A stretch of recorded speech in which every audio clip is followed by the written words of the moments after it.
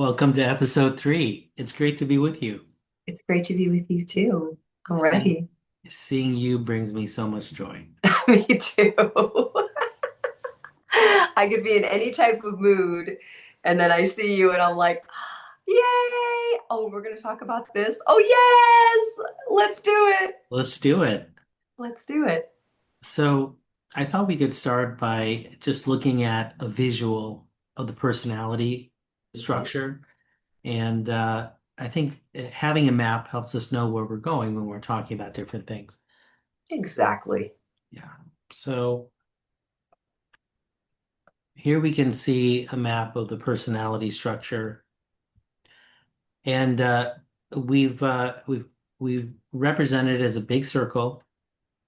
And there's a circle in the center, which is the outer self. The outer self is associated with the conscious mind. It's all those incidental things that we say, that's me. Mhm. So my name is Kamyar, your name is Bianca. I'm a man, you're a woman, where you were born, your family. All these things are part of the story of the outer self. But that represents less than 2% of the decision making and all the goings on of the personality. And a lot of what we think is me, our interests, our gifts, our predilections, our shortcomings, are really coming from these other parts of the personality. So the outer self is put in the center of this diagram because it's the intersection point for the other cells. So, for example, we talked about the male self last time in episode 2. We talked about Jamie Fraser from Outlander as an We expression of the. sure did. We sure did. And I just want to say to those of you who are listening only right now, we're going to link up this diagram below, and we're going to do our best to be as descriptive as possible. So if you're driving or washing the dishes, you still get a really good understanding of what the outer self, all of the selves look like when we put them all together, which is the fundamental underpinning of PSI. Yeah. Yeah. And I want to thank my dear friend, the late Tiffany Barsotti, who we talked Mm. about in episode 1. She's how I got to this work. This is her diagram based on our teacher Harvey's diagram. Awesome. So basically, we have the male self and we have the female self. And these are intentionally put on top because they're part of what we call the basic cells of the personality. And you see in between them and above the outer self. So this looks like a pizza pie. Mhm. And on the top slice, if you will, if you're looking from above, is the high self, which is the solar angel. You can call it a guardian angel, a guiding Mm. angel, the higher soul, the wisdom. This part is this is an angel that has volunteered to assist soul in the development of the personality. And the female self has what Tiffany called an inner male child or an inner a wise male child, and then the female self has what you would call the inner female child or the inner wise child. From my Mm. perspective, I call them the core innocence of the Mm. male self and the core innocence of the female self. Mhm. If any of you keep track of your dreams, if you're having a dream where you're having to take care of children, especially if it's just like one boy and one girl, that's usually one of yourself learning to take care of an aspect of its own self Mm. that never fully matured, or that was part of a very ancient program of when the world still seemed innocent to you. We'll get With into this, dream and yeah, go ahead. oh yeah, we're gonna do whole several episodes on Yeah. dream. What if you see an animal? Is that also possibly this child self or no? Well, the animal represents the etheric body self that's in the bottom slice of Oh. this because the body self, which is a consciousness of your whole body as a whole, Mhm. uh, it has a style of consciousness which is like a pet. It has an intelligence. It has a series of basic needs that it and requirements. And it's generally, if you are kind to it, it's kind to you. Mhm. And if you overwork it, like loading a camel with too much weight, it's going to collapse and it's not going to support you anymore. Mhm. So Okay, so typically, animals and dreams, probably more connected to the etheric body self. We'll get into dreams we'll get another into time. that because, if the animal's trying to bite you, for example, Hmm. or there's an animal and then there's another animal like a snake who's biting a dog, Hmm. that could be telling you that there's an illness that Hmm. is threatening to harm you. Hmm. Yeah. Now you see in this lower half of the personality, and in the lower part of the diagram, lower doesn't mean inferior, but the mental judge we've talked about is this part of us that Carl Jung called the shadow aspect. We could Hmm. call it the inner critic. It can be clever, manipulative, dramatic, but it can also be wicked smart, really brilliant, perceptive, Hmm. creative, if you're able to liberate it from its fears. And then on the left side, in the lower half, we have the astral judge self. This is the part of us that tends to be more emotional, more impulsive, dramatic. Flamboyance is typically an expression of the astral judge self. We talked about the astral judge self at the end of episode 1, and, and we'll talk more about it in the future. In my opinion, and in Harvey's as well, most of the inner child work that therapists do is with the astral judge self, Hmm. because a lot of what we think about when we think about children or we think about emotional trauma from childhood has to do with the expression of feelings, being punished for our impulsivity, for disrupting the the the flow of activity of parents or other caregivers, and being punished in some way for these things. But some of the inner child work can involve the female and male selves. So the basic personality, the core, is the male self and the female self. And I think it needs Carl Jung's idea of the anima and the animus needs to be expanded a little bit from my perspective. Hmm. Because he talked about, if I understand this correctly, he talked about the anima as being like the feminine spirit inside the man, and the animus as the masculine spirit inside the Hmm. woman. But what we've observed is that every man and every woman has a feminine side and a masculine side, and they are constantly expressed. And but I think we largely agree with Jung in terms of the archetypal qualities that they represent.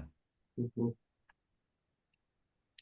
So as we talk about these different cells, hopefully this map will help give you all a sense of what we're talking about and where we're going. And I think it's important when you look at this, I think about when you explain how can PSI help? Well, if you've ever felt in conflict with yourself, PSI might be able to assist you in understanding what that conflict is about. And I look at each part of the pie and I'm like, oh, yeah, I could see how each part could have a different need or be expressing a different thing, and how it's kind of like they're all sitting at a table together trying to like figure it out. Or maybe not. Maybe they need to sit down at a table, Yeah, table well, together. the round table is a metaphor that I use in PSI work to get the cells to sit down and talk. But looking at this diagram, I'm reminded of the American game show Wheel of Fortune, because this looks like that wheel that you spin. But Yep. for many people, their life feels like a wheel of misfortune. And round and round this goes. And who's disturbing you, nobody knows, except for the high self, who's always beneficent and kind and filled with light. But these Yes. other aspects of the selves, when you don't have a map and you don't know where you're going and you don't know where you want to go, anywhere you go, there you are. But we have a purpose in life. We've been created with a purpose and we've been created with the power and the ability to achieve that purpose, to fly back home, to return to the nest of soul. And when you say soul, what does that entail? Well, if we are just sticking to this diagram, we could say that soul is the outer circle, the whole thing Mhm. which binds them all. But soul is the creator of the personality. Mhm. So the direct creator of the personality is soul. And soul's created the personality as a vehicle, as a means of expressing its beautiful qualities of love, of light, of kindness, of graciousness, of patience into the world. And each of us is meant to be a light of soul, a light in the darkness. So, in a sense, we're all the children of light because we're all the children of soul. Mhm. Even those who seem dark have a light within them. The light can never be extinguished, it can only be obscured like clouds blocking the sun.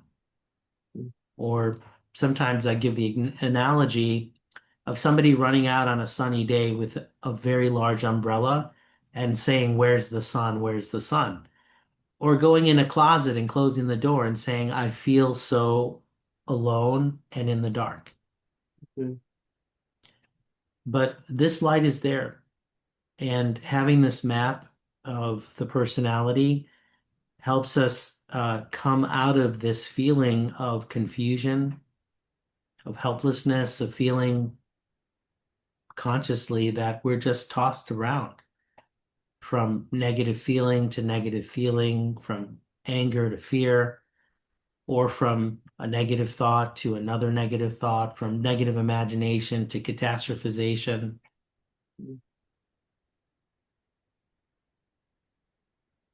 And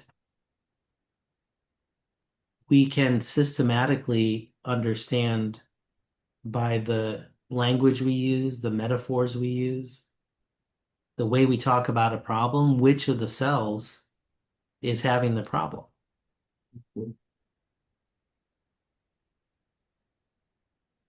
I think that is I think, well, we need to go into that direction for sure at some point. The other direction I'm thinking about is in looking at all the different selves, in parentheses that here it says sort of where they exist. So, like the higher self exists on the causal plane. Should we go over what the different planes are? Sure. Okay. So, in this terminology, and you'll find this in other systems like the ageless wisdom or the perennial wisdom in the ancient Hindu and in the Buddhist teachings, a plane represents a level of energy. And when we talk about a higher plane, we're talking about a realm where the energy vibrates more quickly. It's more refined. There's a greater expression in the higher planes of divine qualities. The light shines more clearly. Sounds like there's less interference. Yes, there's less polarization, less interference. It's just like, if you had a satellite television and it's a stormy day, if you could take your satellite and your television and take a helicopter up above the clouds where it's no longer stormy, you would have a perfect reception. And that's actually a great analogy for those of you who are old enough to remember satellite TV. And if you're younger than that, it may not mean anything. Yes, But it's interesting.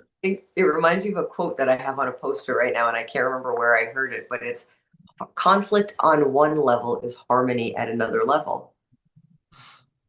And so I uh, feel like when you're on the higher plane, there everything is probably harmonious, and then as you go below the clouds, it looks like definitely. conflicting. Yeah. So to answer your question, the causal plane is the highest sub-level of the mental plane. So let's start where we feel the most familiar. We have the physical plane. Mhm. That's where things are either a solid, a liquid, or a gas. And then we have the etheric plane. Does the outer self exist on the physical plane? Nothing exists on the physical plane. Oh, why The, is that? because actually the etheric and the physical plane are one plane. Okay, got it. The lowest, so every plane has seven parts, seven subplanes. Oh man, I might need another diagram. Okay. So I have one somewhere, but Okay. it- what's important just right now to understand is that the human personality exists in the four lowest planes. Okay. The physical, if we talk about them differently, we have the physical plane, which you can see with your physical eyes. Mhm. You can touch with your physical hands. And then you have the etheric aspect of that plane, which is just beyond quantum foam.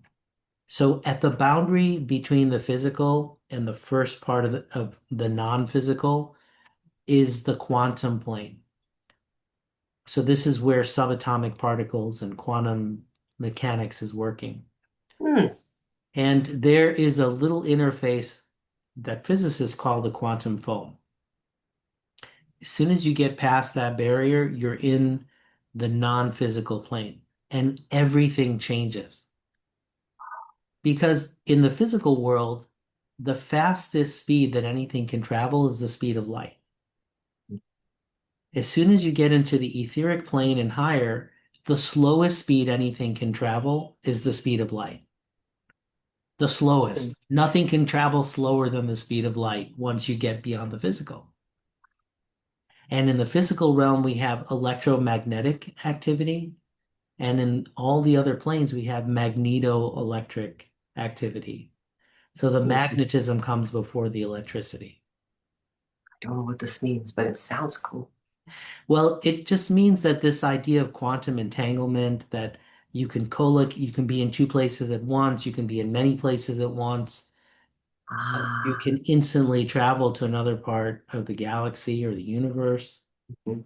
That's because as long as you're not using your physical body, there's no really sense of distance or time.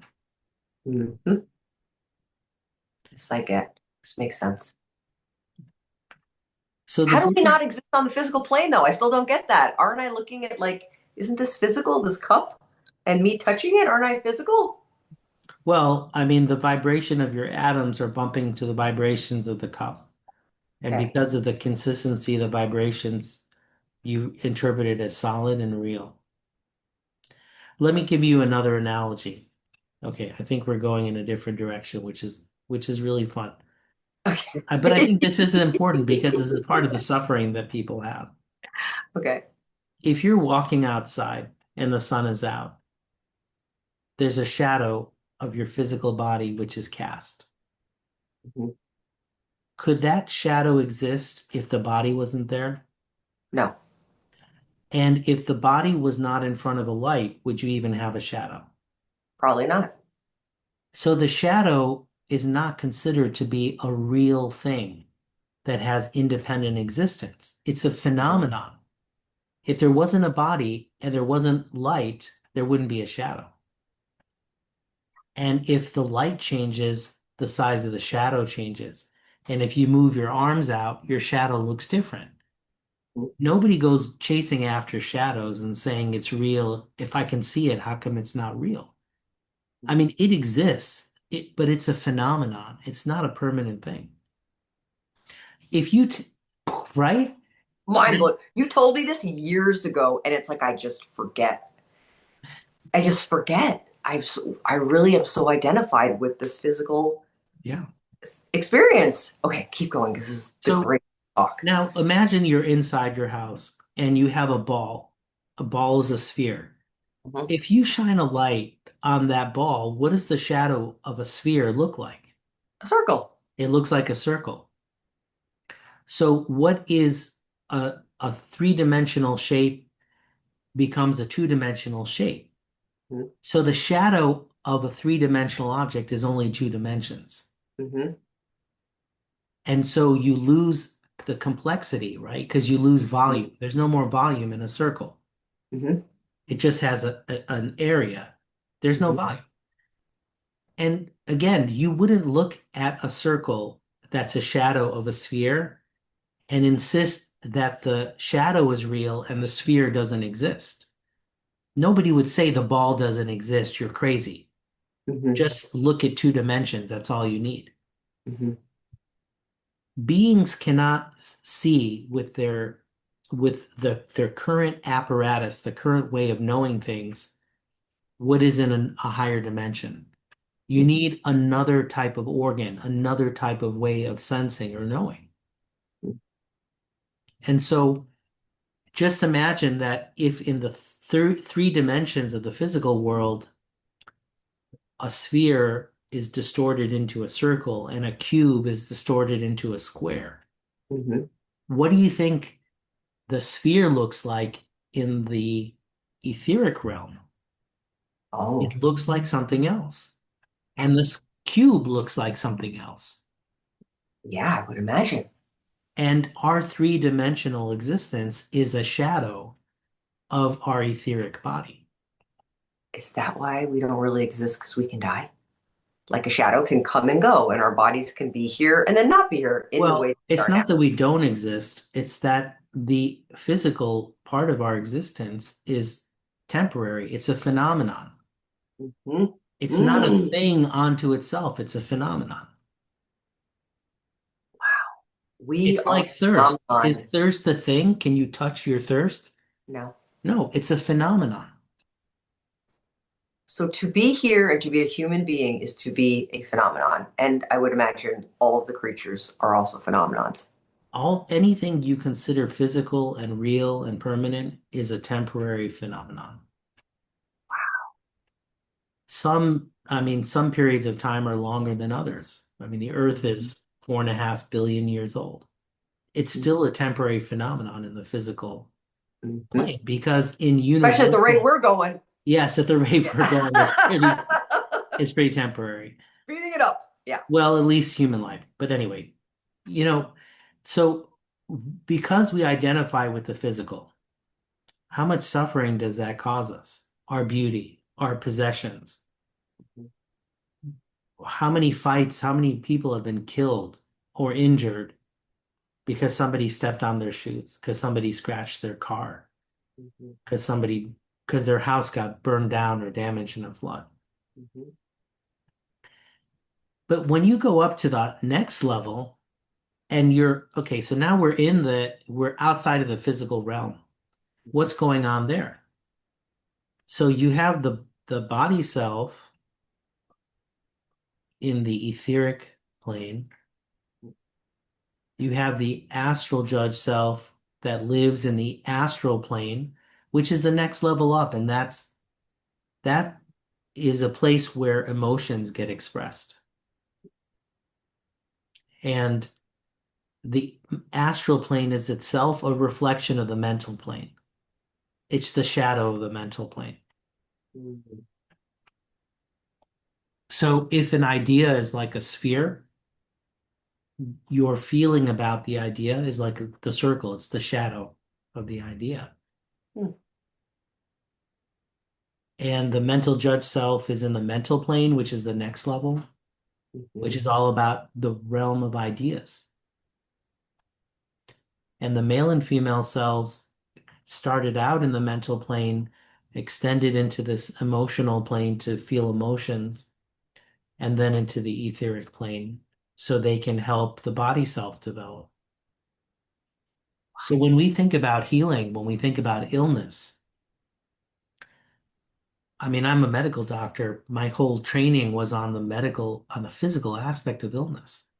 But since I've been doing PSI, I've discovered and observed how these subconscious selves affect our physical health. Because if we have illusions, which are distorted ideas or perceptions, Hmm. like negative imagination. Hmm. We're suspicious of somebody, we're jealous, we're angry. That creates an emotional energy because we're responding to that perception. That emotional energy goes into the astral plane and then it spills into the etheric plane, and now it's agitating the functioning of the etheric body. Hmm. So, when you look at tarot or paintings or dreams, whenever there's a body of water, it has to do with our emotions. Hmm. It's about going deep into the murky realm of our emotions. And when you're flying in the sky, you're in the mental plane because there's a sense of freedom, there's a sense of Hmm. perspective. But as these different selves have different perceptions and they manipulate or influence each other, they create a disturbance, either an overload of energies Hmm. or they congest and suppress energies. And then you get various spiritual ailments, and then psychological ones and physical ones.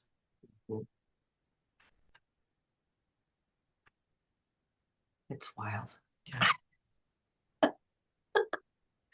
It's wild. Okay, so if the planes were to be in like a, I don't mean hierarchy because one's better than the other one, but I'm just trying to get a visual understanding.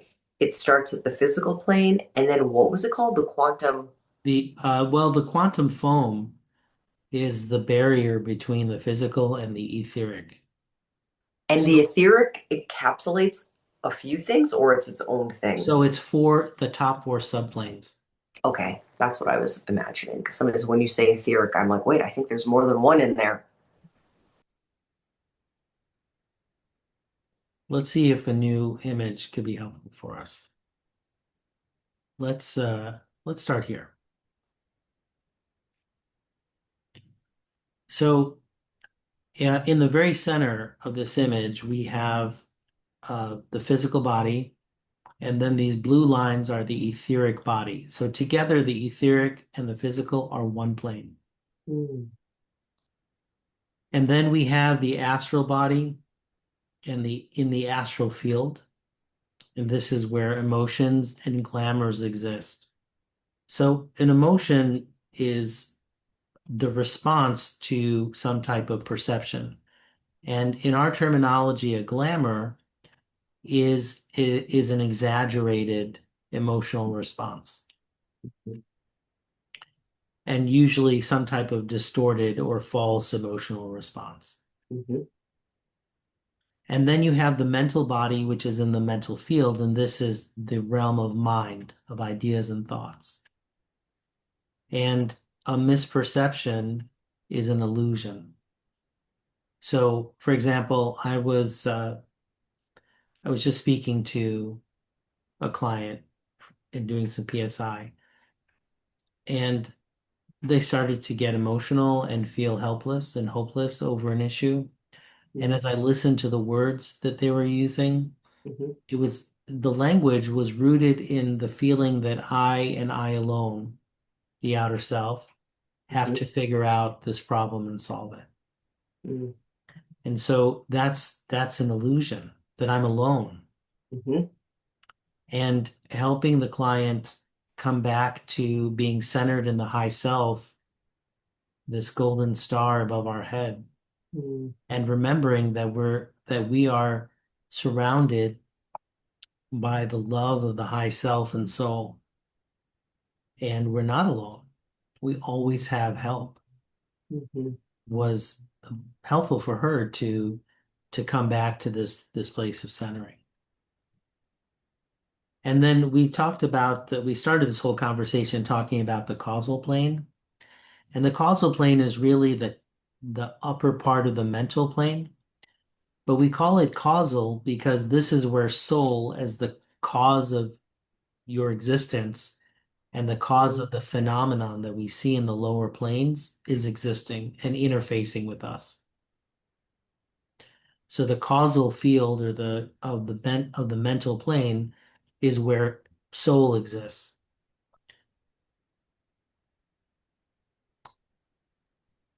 It's a lot to think about. It is. And, it's interesting. So to come from a therapy background and, cognitive behavioral therapy, which I feel like a lot of people are familiar now, basically it says that, right, your thoughts and your feelings and your behavior are all connected. And if you shift one of them, you can shift all of them. And so this client that you were talking about, she had an illusion on the mental plane, which could be the thought, I am alone, which either created or exacerbates or kind of creates a feeling in the astral plane of maybe helplessness, sadness, hopelessness, being alone, and then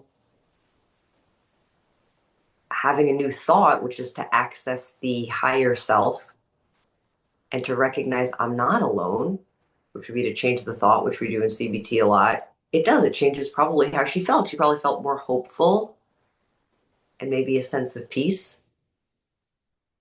Yes, but I want to say that this is not a mental activity. It's not a mind game.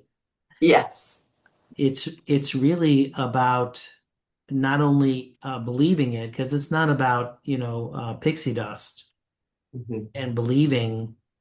It's about experiencing the Mm-hmm. presence of the high self as your guardian angel Mm-hmm. in your heart, of feeling the warmth of that unconditional love. Yes. Because just knowing it with your concrete mind is not enough. I mean, how many athletes, how many musicians know that they are technically competent, but they experience performance anxiety? Because Mm-hmm. there's no amount of concrete knowledge of knowing and just telling yourself that is going to address an underlying fear that you have. Yes. Well, I think, yes, I think that's part of the, I don't know, some of the arguments around CBT is that, it's a tool, but it's really a tool and it doesn't ever really heal the underlying cause of whatever the suffering is. Right. You can train people to look away or not be bothered, Mm-hmm. but really the point is to say that, like in the Matrix, there is no spoon. If you're focused on the spoon, and you say, "Oh, it's impossible to bend the spoon with my mind," it's because you believe the spoon has a permanent and real existence. But Mm-hmm. when you say there is no spoon, then you can bend the spoon because you realize that it's impermanent. I bent a spoon once, just so you know. I went to a spoon bending party and I keep it in a drawer so that whenever I forget that the mind and all of this is so different than what I'm perceiving things at when I'm in a concrete space, I literally have a spoon that I literally, I'm not that strong, right? That I literally bent. So have you seen The Matrix? Yes, yes, I don't Because remember that why. little boy Yeah. bent it with his mind, Yes, right? yes. That's really cool that you bent it with your hands because it still means that you were able to transcend. With my mind. Of course, Right. the mind was involved. And so this is what we call a self-limiting belief. Mhm, I'm not good enough. I can't do it. And this is part of, let's say, performance anxiety. mhm, I'm a fraud. I'm not as good as people think. What mhm. if I screw up and then they reject me? I'm gonna let down my bandmates. I'm gonna disappoint the audience. We did this. You and I did this work with drumming. Yeah, I could play the song. I played the song at home 100 times, but I was so afraid to play it in the room and on the stage. And we had to talk to my mental judge self and my male self. And, they had some stuff they had to work out. right. And see, that wasn't doing cognitive behavioral training. My understanding is that CBT actually arose from a study of Stoic philosophy, and I am a big uh, follower and reader of Stoic philosophy. Sometimes I'll read it in the original Greek because I studied ancient Greek, just to make sure that I'm getting a right.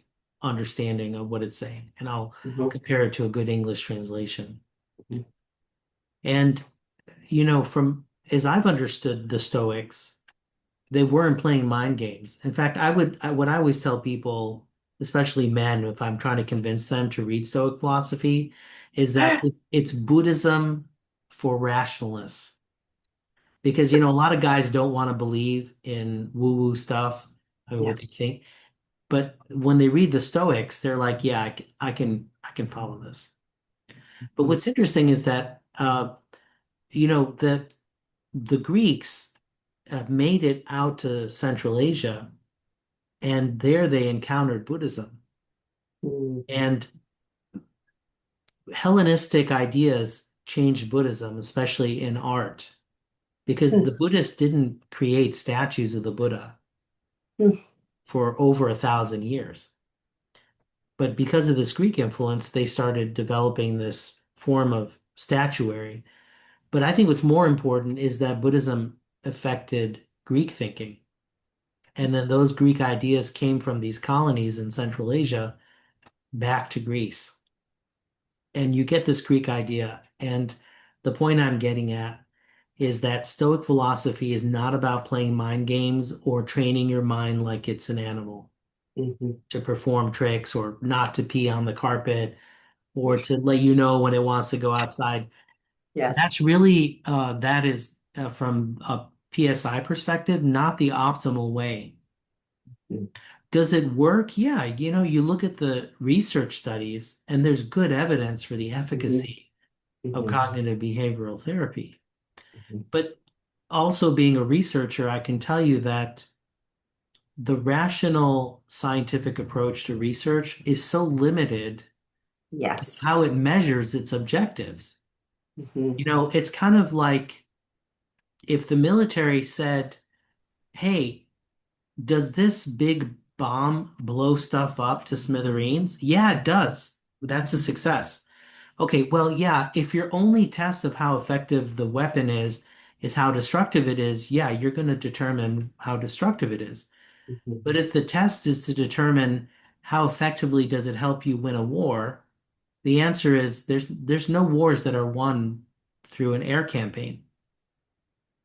It's just not how wars are won or lost.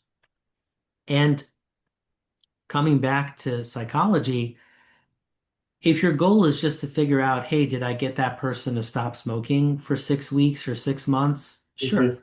Yeah, CBT works. Mhm. Hypnosis works.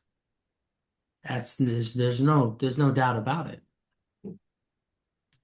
But CBT and hypnosis, for example, for these one-shot issues, are only dealing with a single limiting belief of a single self. And if people are not willing to meet their selves or to go deeper, or, like look at this image here. They've combined, if you look at the bottom here, you see this guy's on the earth and he's sticking his head through the veil of stars and seeing the canopy of the night sky and seeing the whole universe. Oh, This will is an you move it over? illustration. You Yeah, see? move it over. I can't see you all the way. Well, maybe, Oh, your camera, yeah. your Do you video's see there. it? I'm moving you. Let me Yeah. see. I do see it.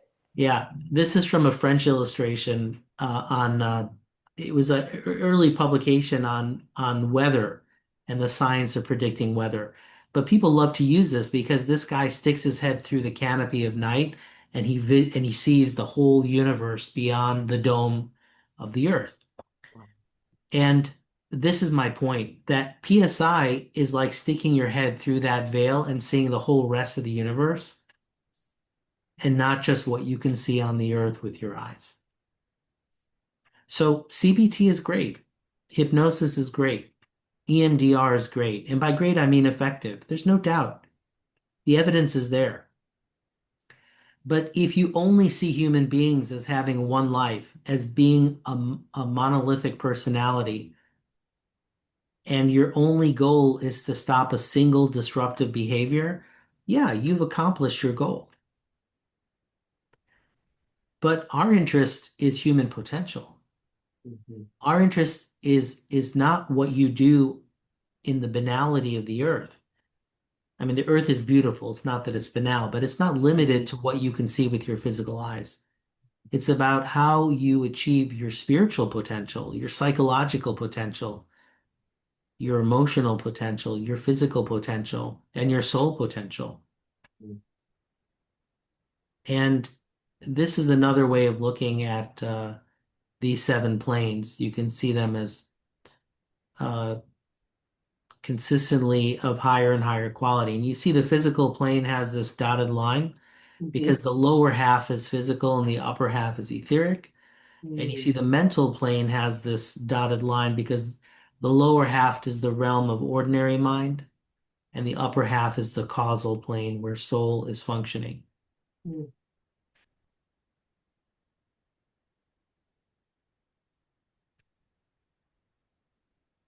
And so, A whole lot going on the right there. That looks like a fun ride I would like to go on. so these triangles represent different advanced states of human development.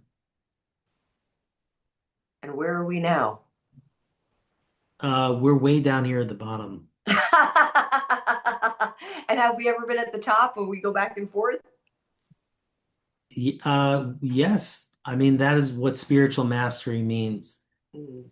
It's mastering and unifying your whole personality and working with soul, and then you and soul working with monad, and you and soul and monad working with the will of the creator of all in the mind of God, and then going beyond that. No wonder it looks like so much fun in this diagram. Yeah, there's a lot going on. But what's important in a practical sense is not to fall into the illusion of, oh, I'm going to open up my third eye. I'm going to release my Kundalini fire. I'm going to do this. You can't biohack your way into happiness and peace. Amen. Thank you for using that word. Yeah. I mean, Yes. I always tell people, has anything good come out of any other description of something that's hacked? I mean, No. No. you hack a plant with a machete. People are hacked down to pieces. I mean, animals are hacked by a butcher. Yeah. There's nothing good that happens from hacking. Let me ask you this. What part of self do you think created that movement to biohack? I think biohacking is a movement by the mental judge self. Yes. It's about saying the body is despicable, it's useless. I need to control it, I need to manipulate it, I need to be in control of it. I'm Mm-hmm. going to find my immortality. Mm-hmm. I mean, just think about it. As we understand it and as we have experienced it, you die and all the other parts of the personality, except for the outer self, are reincarnated. So when you die, each part of the personality separates temporarily and they go to their own planes of existence. And there's an interlife that's kind of like a heaven. And all the other parts of the personality will come back after some period of time. Mm-hmm. Could be a week, a year, 100 years, 1,000 years, but you're going to come back because Mm-hmm. it takes on average maybe 1,400 or 1,500 lifetimes to achieve spiritual mastery and enlightenment. So don't fool yourself into thinking you're going to do it in this lifetime. That's But why it happens so infrequently. I mean, like Depeche Mode said, everything counts in large amounts, I love that. right? Yes. And every step you take, every karma you resolve, every every conflict you harmonize contributes to on your path of spiritual mastery. And if anybody tells you you can do this in one lifetime, or they want to send you on a wild goose chase in the astral plane with dreaming or I don't know, contacting some spirit you don't know, it's not a path of reliable development. I mean, this is serious work for people Mhm. who want to be better, who want to live in harmony, who want to live in peace. And from my perspective, people who are part of the transhuman movement, who want to create this like human computer Mhm. hybrid and transfer of consciousness and transfer into it's just really the mental judge self saying, I don't want the body to die because I don't want to have to be reincarnated and do this again. Mm. It's Tell me what you really, mean. and Is it because they're trying to prolong the body with what? With technology? yeah, with technology, with metabolic manipulation, Hmm. you can look in the internet, there are these famous tech bros. I mean, they're like, oh, I have an I have a continuous glucose monitor. I'm monitoring my semen health. I'm monitoring my carbon dioxide levels. I'm monitoring Hmm. my ketone levels. I'm Hmm. manipulating everything. I'm, Yeah. meditating for 6 hours. You know, what And you hard don't think they're trying to reach some level of enlightenment? No, you think it's a backdoor approach to of the mental judge self trying to manipulate the body. yeah, Yeah. because the body self, when the wisdom bearers and you look in all the religions of old, they all say that the body is a temple. Mm-hmm. So the body self has its own path of evolution. Mm-hmm. It's not just a vehicle. It's not just a car that you are driving, then you Mm-hmm. leave it by the side of the road. It is a being that has its own path of development, its own Mm-hmm. point of enlightenment and advancement. Mm-hmm. And to say I'm going to biohack, I'm going to manipulate, I'm Mm-hmm. going to control my body. I mean, you have no respect for your body. Mm-hmm. Your body has its own needs. It has a rhythm. Mm-hmm. Everything in the universe has a rhythm. It can't be on all the time. Everything moves through phases. Mm-hmm. Really, the And the, key the key yeah, to good health is in the how rhythmically you live. I mean, hearing that as a drummer is the best thing I ever heard. Yeah. Yes. Why are drummers so important? Because they keep the rhythm, and rhythm is everything. Yes. Yes. And it's so wild to live in a society that tries to set the rhythm for you through school and jobs and I don't know, all of these expectations of how you're supposed to schedule yourself and your time and your meals and your sleep and all that stuff. Yeah. And technology has only amplified this desire to stay as distracted as possible Hmm. and not follow the rhythm. Hmm. I think we need a lot of quiet time to follow the rhythm, Yeah. like spaciousness to listen Yes. and check in. Yeah. In the wisdom literature, silence and darkness, silence is the key to hearing your inner guidance. You can't Hmm. hear until you're silent. Hmm. And the path to the light is to go into the darkness. Not the darkness like evil and confusion. The Hmm. darkness is a place of unknowing. Mm. Because if you keep saying, I know, and I looked it up, and I asked ChatGPT, you don't know anything. And actually, unknowing is more important than knowing. Because everything we know is from this false perception that the physical world is everything. It's the real. Hmm. So as you start to unknow that and you go into the darkness of silence, it reveals the light of wisdom and you become illuminated. And the world that we're living in, more than any time in, let's say, the last couple of millennia, is so hyper focused on astral stimulation. The lights, the tactile experience of a smartphone, social media, swiping left, swiping right, swiping up, swiping down, Mm-hmm. the boredom, the entertain me. Mm-hmm.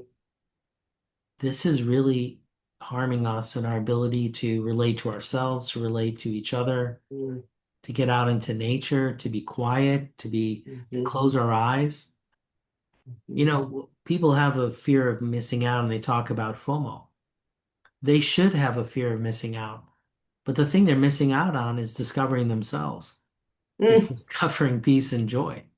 Mm-hmm. Yeah.